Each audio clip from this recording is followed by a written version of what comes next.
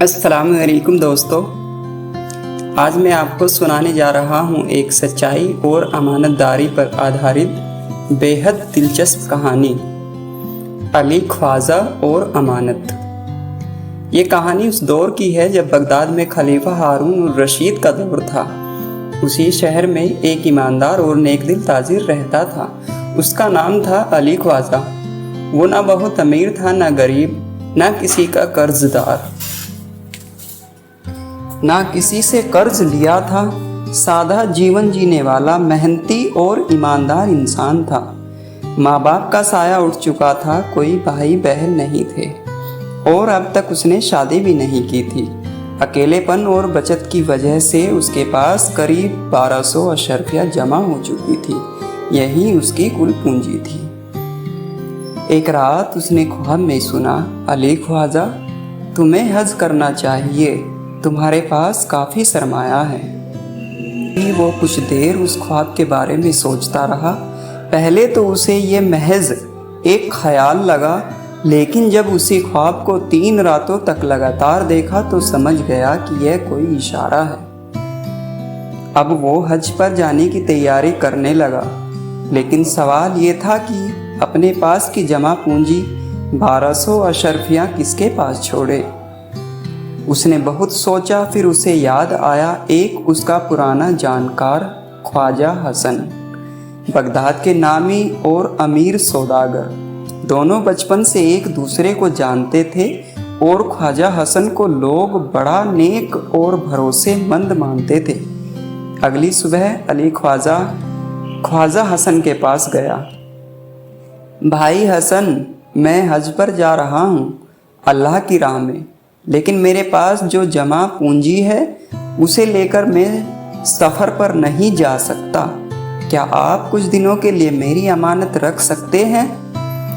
बिल्कुल अली भाई, यह तो बहुत नेक बात है। आपकी अमानत मेरी जान से भी ज़्यादा महफूज रहेगी। अली ख्वाजा ने एक बड़ा सा मटका लिया, उसमें अशरफिया डाल दी, ऊपर से खजूर भर दी ताकि कोई शक ना हो। फिर जाकर ख्वाजा हसन को दे आया और कहा, इसे किसी को मत देना जब तक मैं खुद ना लौटूं। अली ख्वाजा हज के लिए निकल पड़ा। लंबा सफ़र, कई महीने गुजर गए। उधर ख्वाजा हसन ने मटका एक कोने में रखवा दिया। एक दिन ख्वाजा हसन की बीवी खजूर मांग बैठी। बीवी, घर में खजूर नहीं है, ज़रा मटके से निकाल दो। ख्वाजा हसन ने मटका उठवाया और खजूर निकालने लगे, लेकिन जैसे ही थोड़ा अंदर हाथ डाला, सिक्कों की खनक सुनाई दी। अरे ये क्या? उसने सारा मटका उलट दिया और देखा अंदर तो सोने की अशरफियाँ भरी हैं। लालच ने उसके ईमान को डगमगा दिया। उसी दिन उसने सारी अशरफियाँ निकाल ली और मटका उसी तरह खजूरों से भरकर वापस रख दिया। ख्वाजा हसन ने सारी अशरफियाँ निकालकर छुपा दी और मटका दोबारा खजूरों से भरकर उसी जगह रखवा दिया। अब उसके दिल में लालच घर कर चुका था। अली ख्वाजा हज से वापस लौटा। सफ़र के बाद वो सीधा ख्वाजा हसन के घर पहुंचा। अस्सलामु अलैकुम भाई हसन। अल्हम्दुलिल्लाह, हज मुकम्मल हो गया, अब मेरी अमानत लौटा दे। अमानत? कौन सी अमानत? तुमने मेरे पास कुछ नहीं रखा था क्या? मटके में 1200 अशरफिया थी, ऊपर से खजूर भरी थी, मैंने खुद तुम्हारे हवाले की थी। ख्वाजा हसन गुस्से से, मुझे कोई मटका वटका याद नहीं। तेरा दिमाग ठीक है या कहीं हज के सफ़र में कुछ हो गया? अली ख्वाजा को अपने कानों पर यकीन नहीं हो रहा था। वो मायूस होकर घर लौट गया, लेकिन फिर भी उसने हार नहीं मानी। अगले दिन वो सीधे वाली बगदाद के दरबार में पहुंचा और अपने साथ हुई धोखेबाजी की पूरी दास्तान सुनाई। वली बगदाद ने मामला सुना और कहा, सबूत के बिना किसी को सज़ा नहीं दी जा सकती, लेकिन हम सच्चाई जानने की कोशिश ज़रूर करेंगे। फिर उसने बुलाया हकीम जाफ़र को, जो उस समय का बहुत चतुर और समझदार इंसान था। हकीम जाफ़र ने सोचा, अगर ख्वाजा हसन झूठ बोल रहा है तो उसे बेनकाब करने के लिए चालाकी से काम लेना होगा। अगले दिन जाफर ने 4 छोटे बच्चों को बुलाया और कहा, तुम्हें अदालत में एक खेल खेलना है, लेकिन जैसा मैं कहूँ वैसा ही करना। बच्चों ने हामी भरी। अगली सुबह काजी साहब के सामने सुनवाई शुरू हुई। जैसे ही मामला चल रहा था, तभी चारों बच्चे वहां आ पहुंचे और जोर जोर से बोलने लगे। पहला बच्चा, काजी साहब हमारा फैसला कीजिए, हमने एक शादी करवाई थी। दूसरा बच्चा, हाँ और मैंने निकाह पढ़वाया था। तीसरा बच्चा, मैं गवाह बना था। चौथा बच्चा, और मैंने महर में सोने का मटका तय किया था जिसमें 1200 अशर्फियाँ थी। सभी लोग हंस पड़े।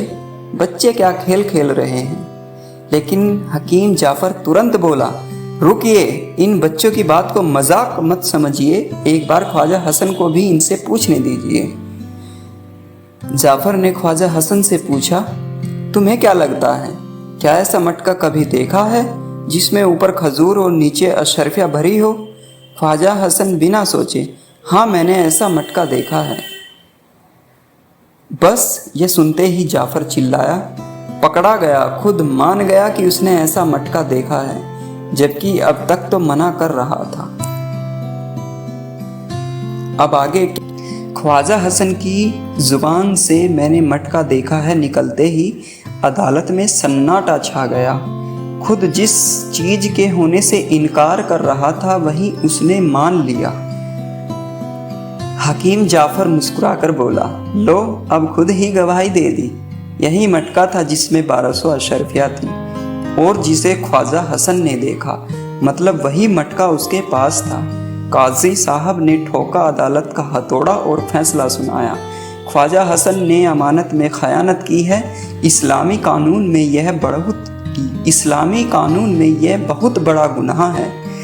उसे हवालात में डाल दिया जाए और अली ख्वाजा की सारी अशर्फियाँ उसे वापस दिलवाई जाए।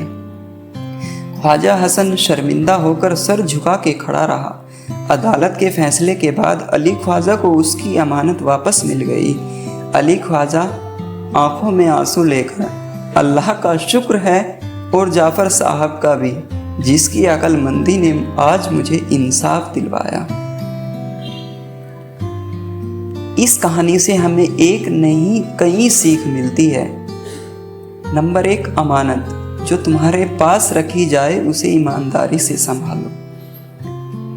नंबर 2, लालच, यह इंसान को शर्मिंदगी और गुनाह की तरफ ले जाता है।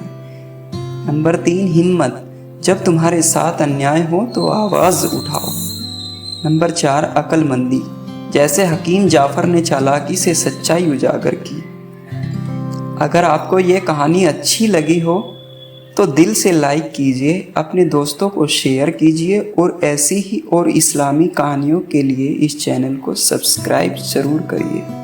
मैं हूँ शादाब, मिलते हैं एक नए सबक के साथ। अस्सलामु अलैकुम वरहमतुल्लाह।